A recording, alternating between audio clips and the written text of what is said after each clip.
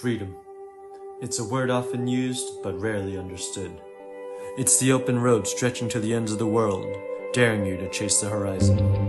You feel everything when you ride. The cold, the heat, the scent of the rain before it falls. The difference between fear and thrill. Life doesn't happen around you anymore. It hits you head on and you ride through it. You learn the road doesn't care who you are.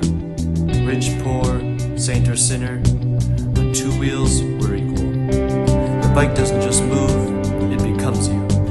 The throttle, your pulse. The wind, your breath. The pavement, your playground. No buffer, no steel cage, just your courage and your choices. Every curve you nail, a victory. Every near miss, a lesson. Freedom is that peaceful hum as you coast through the mountains, deserts, city lights.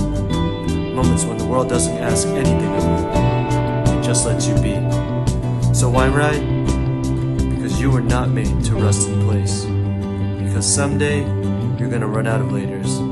And all you have is a list of chances you never took. Ride because you can. Ride because you must. Ride because out there on the road, with the wind in your face and the sky for a roof, you remember what it means to be alive.